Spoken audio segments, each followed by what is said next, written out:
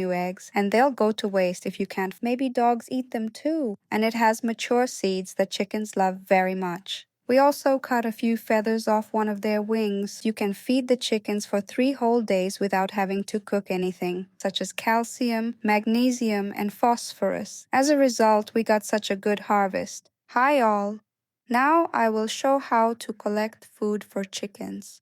So here we have a zucchini growing, and I'll show you how to cut it correctly with a big knife. Zucchini is very prickly, so you need to be careful when you harvest. It's important not to accidentally cut the stems or leaves off. Though if you see yellow or sick-looking leaves, it's important to cut them off and throw them away, far from your garden, or burn them. Definitely don't compost them, so that the disease can't spread.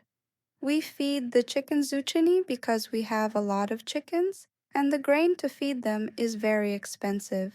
So it is more economical to grow vegetables yourself to feed the chickens. And if you feed chickens only grain, then they will not lay eggs, because grains do not contain enough essential substances and vitamins that are necessary for the chicken to lay eggs. In order to understand if the zucchini is ripe enough to feed the chickens, you need to touch the zucchini. If it already has a hard peel, then it is already mature, and it has mature seeds that chickens love very much. When you give chickens zucchini, the first thing they eat is the seeds, because seeds have more nutrients than the zucchini itself.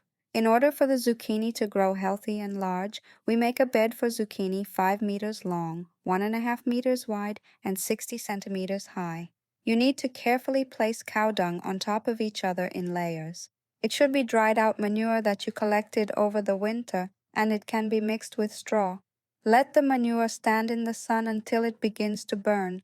You know it's ready if you put your hand near it and you feel heat, or it might even smoke.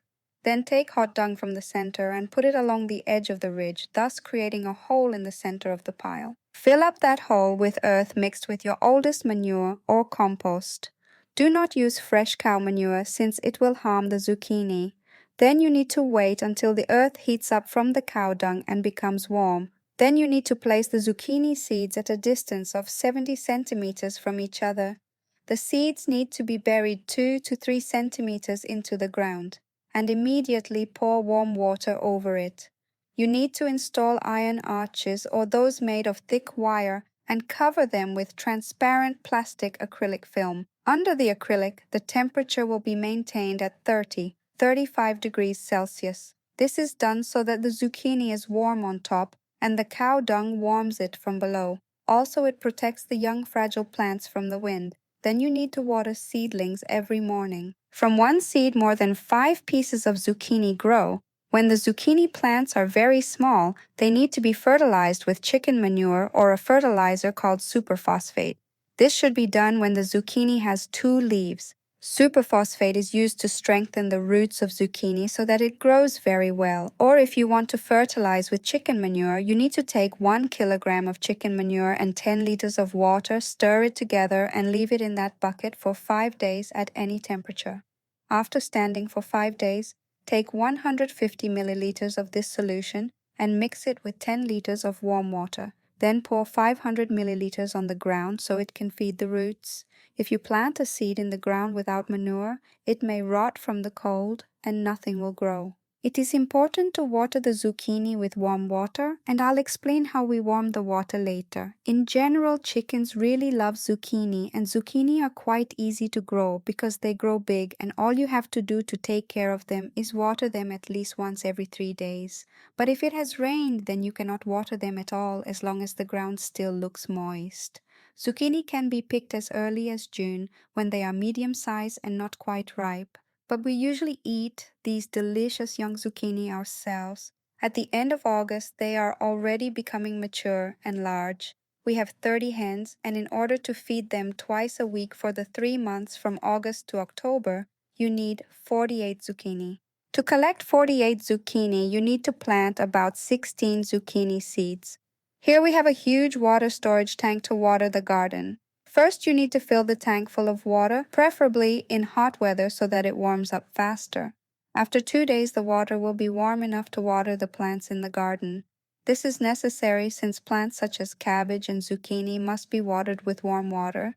If you pour cold water on them, they stop growing. So I've already picked enough grass. Now I'm going to cut zucchini and chop grass. First, you need to take an axe and put the grass on a hard surface. It is necessary to grind the grass because chickens can't eat long pieces of grass, and it will simply lie on the ground uneaten. You also need to chop or cut the zucchini. First, you need to cut off the back and front of the zucchini because these parts are very rough and chickens won't be able to eat it. These parts can be given to some other animals and they will eat them with pleasure. It turns out chopping a zucchini with an axe is difficult because the axe is not sharp enough and the zucchini pieces just fly in different directions. Oh, my dog stole the zucchini. Maybe dogs eat them too, because zucchini is really rich in vitamins. Now I will take a knife and cut the zucchini into small pieces to make it easier for chickens to eat. And yes, the knife is much more convenient for cutting vegetables than such a big axe. Using a serrated knife is best because it easily cuts thick-skinned vegetables. So we still have grass left that needs to be cut. One more easy-to-grow food source for chickens that I didn't show is sunflowers. They are low maintenance and easy to harvest because you can just chop off a bunch of mature flowers and give them directly to the chickens and let them pick out the seeds themselves.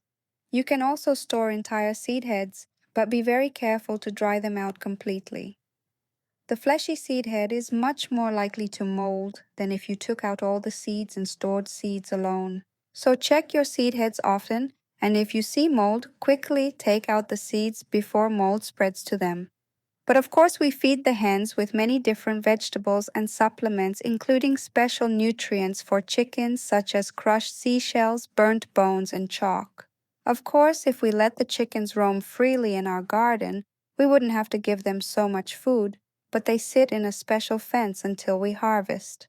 We don't let them out of the fence in summer because they really like burrowing and digging to find worms. On one hand, this is great because worms contain protein which helps the chickens lay more eggs. However, we have all the vegetables growing nearby, such as potatoes or tomatoes. If we let the chickens go free, then they will eat or dig up and kill absolutely every plant we have. So we have to collect all the food for the chickens by hand. However, if you have a big yard and a lawnmower with a bag to catch grass clippings, these clippings are generally beneficial for the chickens as long as they're not treated with any harmful pesticides, fertilizers, or other chemicals. Also, be aware that grass is not nutritionally complete, so chickens cannot subsist on it alone. An axe is much more convenient than a knife for cutting grass, because it is quite heavy, so it cuts through more grass at a time. Well, I finished cutting the zucchini and chopping the grass. Now we put everything in one bucket and stir. But that is not all. Now I'm going to gather boiled potatoes for them. We have boiled potatoes in this big pot with a big lid. Here you can see what it looks like. To cook such a large pot of potatoes, you need to take 2 large buckets of potatoes, about 100 individual potatoes. Also, if the potatoes already have sprouts, which usually happens in the summer, then they must be removed because they are poisonous. I repeat, you must pull off all sprouts from the potatoes because they contain solanine, which can cause heart failure and diarrhea. Then you need to completely fill the pot with water until the potatoes are all floating. Then start a fire and put the pot on it. Cook the potatoes for about 2 or 3 hours so that they become soft enough to be easily crushed. While the potatoes are cooking, you need to make sure that the fire does not go out. That is, constantly add wood to the fire. After the potatoes are cooked, you dump out most of the water and they can keep in the pot for about 3 days. This is very convenient because you can feed the chickens for 3 whole days without having to cook anything. In winter, when there is no grass and fresh vegetables, we feed the chickens with grain, crushed up eggshells, and various additives such as seashells and burnt bones, because in winter they need vitamins and calcium. Also, we give them a variety of food waste and table scraps. We store potatoes and other vegetables in an underground root cellar. Root vegetables like potatoes can store a whole year before rotting. Our root cellar has a fairly large height, more than 2 meters, and it is lined with concrete so the temperature is low and it is completely dark. Therefore, in the summer, before we dig up fresh potatoes, we have potatoes stored from last year to feed the chickens. By the way, cats are even more fond of potatoes than chickens, but they eat them raw, though you still need to chop up the potatoes for them so that it is more convenient for them to eat. That's it. I've finished mashing the potatoes, and I think this amount of potatoes will be quite sufficient for our chickens. Now we need to grab the bucket of zucchini and grass so we can give the chickens their food. So I came to the chickens. They live in such a fence, and they are always anxiously waiting for me to bring them food. You have to be very careful with them because they are very cunning and fast and can run out into the garden at any moment, and if they run out, it will be quite difficult to catch them. We also cut a few feathers off one of their wings so they can't fly straight over the fence. But I wish we had a higher fence so that we didn't have to do this. The chickens have a large number of containers for food because there are a lot of chickens. If you pour food into only one container, the few strongest chickens will eat all the food and the rest will remain hungry. Also, they can fight over the food and sometimes seriously injure each other. So I scatter food in different places. First, I give them potatoes. Even if they don't see the food right away, later when they walk around, they will see it and eat it. Remember to scatter the food over some distance so that a few chickens don't eat everything and leave others hungry. Chickens love boiled potatoes and eat them with pleasure. But again, don't give them only potatoes because they won't last a whole year, and chickens need a balanced diet. So now we'll give them grass. I will put the grass in the shade, because if the chickens do not eat all the grass at once, then they can come and eat it when they get hungry. This keeps them full between their main meals. If you leave the grass in the sun, it will dry out and will no longer be healthy and juicy. Also, chickens will not eat dried grass. I also scatter the grass in different places so they can peacefully eat without fighting over it. And I will also put the zucchini on a clean surface or container, because if you put it on the ground, it will get dirty, and then they won't eat it. So now I'm going into the chicken coop to see if there are any fresh eggs. The chicken coop is made of ordinary logs and insulated with moss. On days it's too cold for chickens to go outside, it's necessary to turn on an electric light to add heat and light. Though if it's only a little cold outside, chickens can sit in a small house together and feel warm because chickens generate a lot of heat. If you don't have electricity for a light and your temperatures reach -40, you better build a professionally well-insulated house. You'll also need a big south-facing window in the house if it's too cold for the chickens to go outside and you don't have a light, because they won't lay eggs if they don't see light every day. There are already eggs here. Now I will collect them. We need to collect the eggs while the hens are not in the coop because they don't like having their eggs taken. If chickens constantly see you take their eggs, they will hide their new eggs and they'll go to waste if you can't find them. So I'll pick them up quickly. Chickens can also peck their eggs, so be sure to quickly and completely clean up any spilled egg so that they don't start a habit of pecking eggs and eating them. The eggs are still quite warm, which means they have been laid recently. You need to leave one egg in the place where the chicken laid it so that she does not think her eggs were stolen. Luckily, chickens aren't very good at counting, and probably every chicken thinks the one egg is hers. The second nest also contains eggs, so we got 7 eggs in total. That's good enough. I will also pour whey for the chickens for them to drink. Whey is the leftover liquid from when we make sour cream and cottage cheese.